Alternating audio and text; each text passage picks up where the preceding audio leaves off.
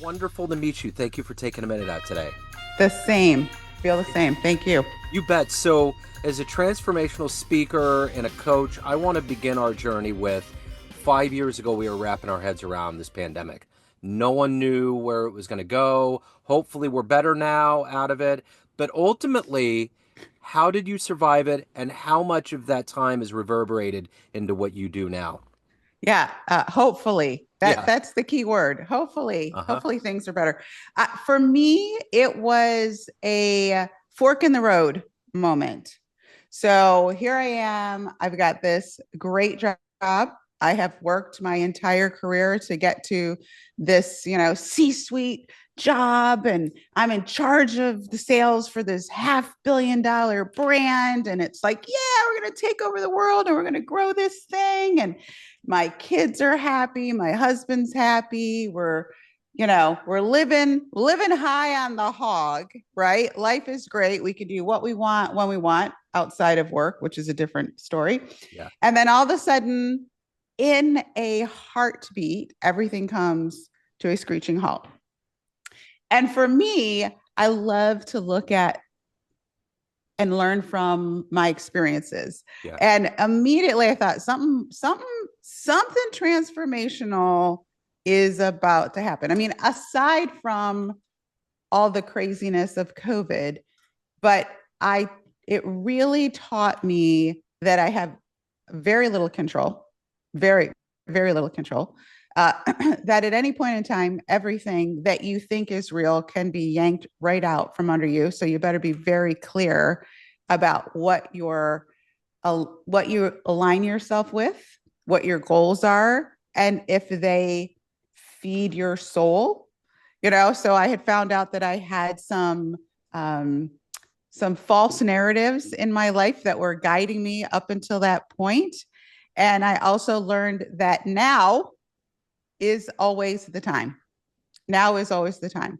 And so we went through, like everybody did, this period of uncertainty, this period of oh my goodness, this period of now we've got to pivot and rethink and reiterate. And I'm a iterator. I mean, like I like to pride myself on being a problem solver. So give me a good problem and we'll figure out how to make it work anyway. So it was to me very exhilarating. It was very there was unknown parts of it, but it strengthened my desire to learn to work better in uncertainty Yep. when I had really prided myself on stability and certainty. Yeah. So let's get to the heart and soul of what you do on a daily basis.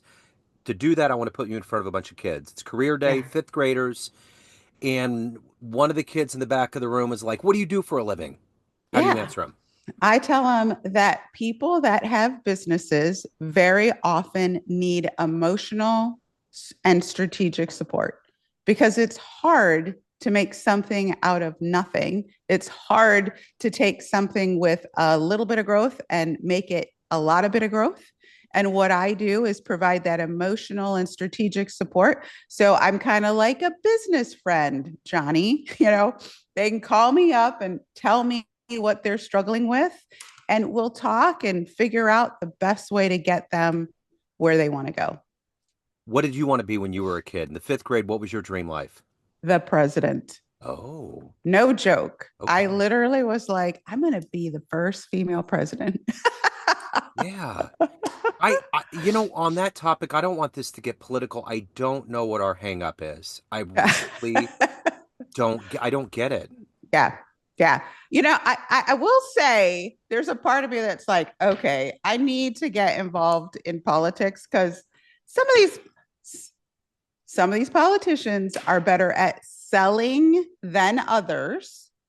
And the group with the clearest message Yep. always wins, Yep. always wins. And every time I watch politicians, I'm like, that's not going to do it. Yep. I'm on board. I am with you. I am on board.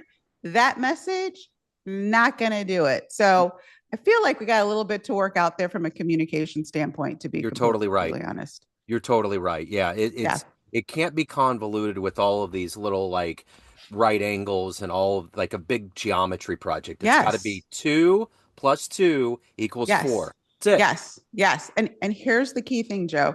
In sales and in marketing, what you have to do is you have to enter the conversations that your customers are already having. So, a lot of times people who are visionaries come on the scene and they're like, I got this great vision and et cetera, et cetera. It's like, that's great if your vision addresses a problem that a majority of the country, in the case of politics, right, is already having. Yep, I get And it. that's where the work has to have. You got it. It's not that all those ancillary things aren't important because they are, but you got to know what is like in business. I got to know what are the problems that my customers are having, what are the conversations that they are already having, and how do I get in there, attach to their heart, attach to their mind in those conversations versus trying to get them to move to a different point of view. So let's get to the heart of how you got here. Take me back to where you were born and raised. What were the seeds planted into you that made you get into business, to be want to be the president, to be successful, Yeah. to be a coach? What were those elements? So interesting because no one in my family was an entrepreneur, Yeah.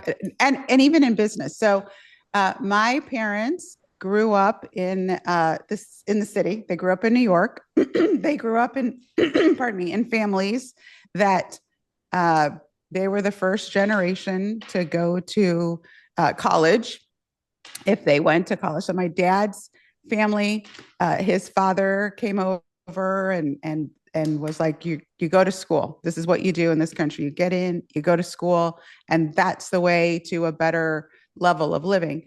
And they got married really young. My parents were married when my mom was 19 and my dad was 21. He was going through school. He was in the army and he was a scientist. I can't even imagine. Like I look back at my life and where I was and when I have four kids, but they had four kids under the age, well, by the time they were 25, four kids, no, not finished with school, no job yet. Like I can't even imagine. So anywho, we grew up and we moved around a lot as he was going through his education. But God bless his heart, my dad was definitely very traditional and he was a chauvinist. Like in our house, it was, girl chores, boy chores. And the girl chores, by the way, happened every day, 3 or 4 times a day. The boy chores were like mow the lawn, take out the garbage. And so I would always come to the table with my, you know, pitch on let's trade. Let's trade. Let's let the boys do the everyday chores. And I'm happy to mow the lawn Yeah. once a week. So I think I grew up with this sense of, you know, I actually can do more than you think I can. There should be no difference between what a boy can do and what a girl can do in terms of chores and abilities and what have you. And I really grew up thinking, Joe, that like I was going to follow the path that my mom did, which was I'm going to go to college and I'll graduate with my degree and I'll get married and I will be a stay at home mom. I told, and not that there's anything wrong, by the way. Every time I say that, I feel like I need to put a disclaimer out there. Sure. But if you're doing that because that's just your default and not your intention, I think then your soul kind of whispers to you, like, hey, there's these other things you could be doing. Yeah.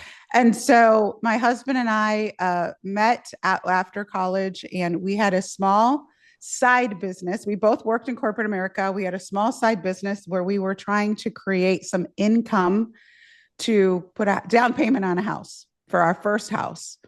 And pardon me, with relatively little effort, we made some money. And it was then that I became completely addicted. But I remember distinctly conversations with my parents. Why can't women be priests? Why can't women be presidents? Like I was just always observing and wondering and all that kind of good stuff. And I did in my head think, well, then I'll show you. I'll either I'll either be the first woman priest or in the Catholic Church or the first woman president. So let me ask you this. Who is that inspiration for you ultimately that has allowed you to become who you are and to be successful? I honestly think it's my husband, to Yeah. be completely honest. I say that a lot. People are like, wow, people don't very often give credit to their spouse. My husband was always the visionary. He Yeah. was always he could see things well before I could. I didn't always believe him, but he's willing to take the risks and walk the process and just trust the process. Whereas I like to play it safe. He's willing to take the risks. And so far, he's been right. So I would have to give him credit. So let me ask you this. If you could meet one person on the planet right now that you find inspirational, fascinating, someone that would help you on your walk, perhaps, who would you Oh, love to meet and talk to? that's a great question. I have not given that much thought. I would say, hmm, honestly, I I 100% would love to have a chat with Michelle Obama. Yeah, I find her, regardless political affiliation aside, sure. I find her to be super intelligent. I find her to be very intentional, super aligned. Hmm. I think she walked a path that was incredibly difficult for her and her family. And I think she did it with quite a bit of grace personally. I would absolutely love to sit down and have her thoughts on resilience. I love to study resilience. I love grit. That's part of my DNA, and just learn from her, because what you have to do to be successful is you have to understand how to pursue your passion and your goals despite the noise around you. And for me, I think she has absolutely done that. I'm a huge fan, and I read her book. And the one Yeah. thing that got me is everybody kept saying, "Well, if she runs for office, she would win." I don't think anybody understands that she had no interest. When that bullet went into the White House, that was the end of it. Yeah. Yeah. That I, was game over. I think we're fortunate to have had two terms Yeah. of her, like her husband being in office, because I'm not sure how convinced she actually was that that was great for them to be. I mean, I know now she probably does, but like, yes, 100%. This was not her. Like, it was like, nope, we're in, we're out. Thank you very much. I did my time, which is, I think, how it should be. I Yeah. think you come in, you do your thing, you create your impact, move on. That's it. Yeah. Move on down the road. Yeah, it was funny in that book how she was talking about Barack and how he's just stayed true to who he is. Yeah. You know, voracious reader, very principled, always had his eye on the chessboard for two or three moves ahead, always just vying for that. And how much integrity and how much good governance went into his character and who he was, and how all of that has just been absolutely rearranged and maligned by our modern world right now. It's just astonishing. So, We live in interesting times. oh, wow. And I gotta say, even as all of this is happening, and I have become a proponent of life happens for you. Yeah. I do believe there's learning in every one of these moments. Uh-huh. There is. There's a lot going on every day to be learning from. But I think there's a call now, Joe, to more authenticity. I think there's a call now to more empathy, more compassion for people. I think there's a call for, does that truly align with who I am and who I want to be? I think it has created an awakening, to be completely honest, where Yeah. a lot of people were scrolling social media, watching Netflix or whatever, and really disengaged Yeah. from what was happening in real life. Yeah. I agree. So how do you balance all this out? You obviously have to step into roles of helping people. It's heavy stuff. You have your life, your soul, what you're doing. You have all of these things going on. What gets you up every day and allows you to balance and do the best you can? I believe that I'm very clear most days, not all days, most days, and in any given day, most of the day, not all of the day. I really believe that part of my gifting is to lead people through transition. Yeah. And right now, there's a lot of transition going on. And in business in particular, I do believe there's this huge swing toward authenticity, less slime, less hype, like real connection, less transactional selling. But also from a personal perspective, the only way to get more is to become more. And there really isn't, there's a great place for people to go. Well, this is where you go for your entrepreneurial training. This is where you go for your success training. People really do need to find someone that aligns with who they are authentically and can help them get where they want to go, which to me is about finding happiness in every day. That was one thing I learned through COVID was I had set all of my goals for happiness way out into the future. Yeah. So I'll be happy when the business is doing this well. I'll be happy when we're doing, it's kind of like, no, you got to be happy in your process every single day, but you got to be intentional. Yeah, absolutely. So let's say you have a dream tonight. You run into that hard charging young version of you that's going to be the president of the United States. Yes. And you can tell her, give her advice based on this life you've led, the wisdom you've accumulated over all these years. What advice would you impart? I would say you're smarter than you think, because that was definitely something that would have benefited me earlier. I wasn't a straight A student. I didn't consider myself someone that could go to medical school or go to law school because in my head, I just wasn't a great student. It turns out I'm probably ADHD, but there's so much gifting that comes along with that. I would tell myself 100% your instincts are spot on. You are smarter than you think. You have more street smarts than most people will ever have. Use those gifts and rely on them as you go toward the things that really do light your soul on fire. So when you look back on your life, being the first of all of these generations to do what you've done, what has been the most surprising thing that you've done that you can't believe happened that you did? When you look when you were younger, you would only dream that you would become this and do this. What have you done that surprised you? I would say it was the time that I spoke in front of a group of about 10,000 people and truly felt connected to every one of the people in the audience.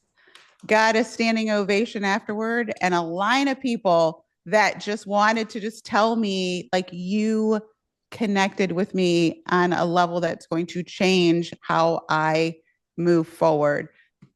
Never in a million years would I still remember my ninth grade speech class. I think that I don't know if they still do speech at ninth grade, but my Yeah. knees shaking in front of a small group of, my note cards in my hand. If you had told me then, hey, one day you're going to grow up and be a speaker and people are going to actually really love listening to you, I would have been like, no way. So that to me was like, wow. There was that moment that I was like, wow, because even most speakers today don't speak to groups that Yeah. large. So Yeah, that's you. that would be it for me. Yeah. Yeah. So let's stay in that vein here. Let's say you walk into a room of everybody that knows you in a business sense.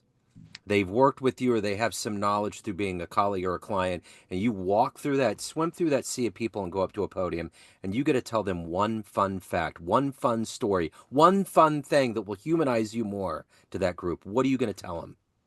That I am probably less confident than they think. Like in all sincerity, people often say to me, like, "Oh, do you ever get nervous? Do you ever, you know, do you ever get scared?" And I'm like, I don't get scared, but I do. I'm far more sensitive and I would say that more than it would, like, it's not confidence as much as it is, oh my gosh, I'm super sensitive, Joe. Like if someone were doing something in the audience and I happen to catch their eye and I thought, oh my gosh, they're bored, like I would play that out in my head. Yeah. So and when you have a lot of confidence, people don't think that you're sensitive, but Yeah. I am, whoo, my feelings get hurt really, I get it. really easy. Yeah. So let me ask you this. Of everything that you've done and evolved into and achieved, what are you the proudest of? I'm my family, Yeah. my family. So my children, we homeschooled our four children. I was the primary breadwinner. My husband was the cheerleader in the background, the inspiration, the visionary. But we made the decision when we had children that we wanted to homeschool them because we really wanted them to love learning. That was our thing. It was like, we got to create human beings that want to contribute. Yep. We want to create human beings that love learning and aren't just passing tests in school. We were super hippies at the time. Like, nobody was homeschooling back then. Yeah. And my children have grown up to be, they're very successful YouTubers, actually. They have a business YouTubing, the four of them together. Wow. They work together. They're funny. They're entrepreneurial, which sometimes scares the daylights out of me. But I'm super, super proud that I get to go, those are my people. Wow. I am very proud when I look at what they do and achieve. That's cool. What's the best advice you've ever gotten? The best advice? That's a great question. It is, I do really believe it is, life doesn't happen to you. It happens for you. Yeah. So find what it is that is happening for you and lean into it. Like, go with it. Well said. So at the end of the day, everyone has a perception of you. Family, friends, clients, colleagues, everyone that knows you, but you run the show. What's your perception of you? Who do you think you are? I think I am a great friend. Honestly, I think I'm that friend that everybody needs, that, like, I'm going to give it to you straight. It'll be a little funny, but it'll be authentic and it'll be true. But I'm your best cheerleader all day, every day. And I want to do that for as many people as possible. Like, I really do strive to enjoy interacting with people. Like, one of the reasons I was really excited about our chat this morning is you're someone I don't know, but now I know you. And I love the exchange of energy, and I love people. I just, it shines. It shows for sure. So if anyone wants to hire you, they have questions, they want to reach out, any of the good business, where do they go? Yeah. LinkedIn is the best place to find me right now. And I am on social media, but I think from a business perspective, LinkedIn is a great place to go. I'm happy to connect with people and help them. That's wonderful. Thank you so much. Thank you for your story. Thank you for your time. Keep putting the light out there. Thanks, Joe. Same to you. Thank you. Take care. Hello, friends. Joe Dimino here. I just wanted to let you know that after 30 years or so, I have finally released my first book of poetry through the mighty Spartan Press here in Kansas City, Missouri. As the creator and host of both Neon Jazz Radio and the Famous Interviews with Joe Dimino podcast, along with being a visual artist, I'm ready to embark on a new adventure and want you to be a part of it. You can get a copy online via Barnes & Noble, Amazon, and actually on the streets in Kansas City at the great Prospero's bookstore off 39th Street. You can also visit joedimino.com for links to the book, to more poetry, and everything in my world, including paintings. Thanks for all of the love and support over the years, and please dig the words.